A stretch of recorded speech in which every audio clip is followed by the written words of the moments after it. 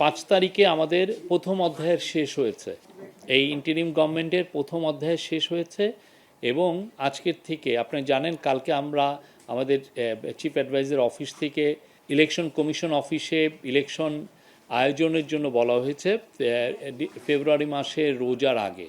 তো আজকের থেকে উনি বলেছেন যে আজকের থেকে দ্বিতীয় অধ্যায় শুরু এবং উনি বলেছেন যে এই দ্বিতীয় অধ্যায়ের প্রথম এবং প্রধান কাজ হলো নির্বাচন সুন্দরভাবে করা, এটাই প্রধান কাজ।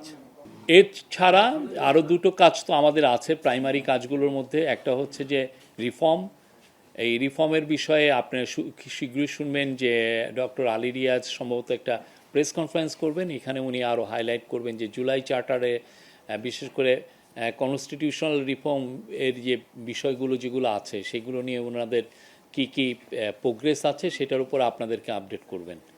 আর হচ্ছে ট্রায়াল নিয়ে প্রায় আমাদের আইসিটির যিনি চিফ প্রসিকিউটর তাজুল ইসলাম ভাই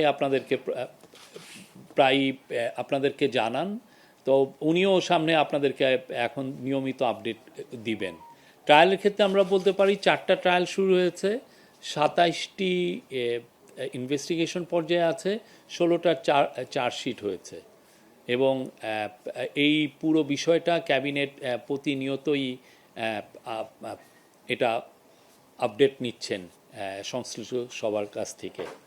আজকের মিটিংয়ে কাউন্সিল অফ অ্যাডভাইজার দুইটি কংগ্রেচুলেশন মানে প্রস্তাব গ্রহণ করেন। একটা হচ্ছে যে তারা শেখ বশির উদ্দিন আমাদের কমার্স অ্যাডভাইজারকে কংগ্রেচুলেশন জানিয়েছেন, কারণ আপনি জানেন উনি সাকসেসফুলি আমাদের যে ইউএসের সাথে যে ট্যারিফ টক্সটা সেটাকে উনি লিড করেছেন। আপনি জানেন আমরা ইউএস আমাদের উপরে 20% ট্যারিফ ইম্পোজ করেছে এবং যেটা সত্যিকার অর্থে আমাদের যারা কম্পিটিটর তাদের থেকে আমরা বলবো যে আমরা একটা এখন মোটামুটি একই বা ভালো অবস্থানে আছি। আর council of adviser also Mostofa Sarwar ফারুকিকে শুভেচ্ছা জানিয়েছেন। জানেন উনি গত এই জুলাইয়ের যে 36 দিন, এই জুলাইয়ের যে পুরো অনুষ্ঠানমালা উনি এটার একজন নিজের থেকে দাঁড়িয়ে থেকে উনি নেতৃত্ব দিয়েছেন এবং এটা একদম সুচারুভাবে কমপ্লিশন হয়েছে।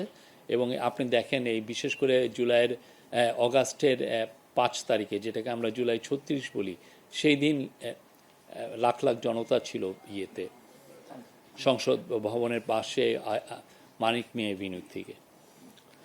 এইটা আজকের প্রথমে। আর অন্যান্য বিষয় যেটা হয়েছে যে আজকে ক্যাবিনেটের তরফ মে জুলাই যে ডিসিশন হয়েছে ক্যাবিনেটের সেটার উপর আজকে একটা আপডেট দেওয়া হয়েছে। এখানে বলা হয়েছে যে উপদেষ্টা পরিষদ 8ই অগাস্ট 2024 থেকে 31শে জুলাই 2025-এ মোট 41টা মিটিং করেন। সিদ্ধান্ত গ্রহণ এবং বাস্তবায়ন 8ই অগাস্ট 2024 থেকে 31শে জুলাই 2025 পর্যন্ত 315টি সিদ্ধান্ত নেন, এটা কাউন্সিল অফ অ্যাডভাইজার বা ক্যাবিনেট। তার মধ্যে বাস্তবায়িত হয়েছে 247টি এবং এর মধ্যে শতকরা হার হচ্ছে 78.41।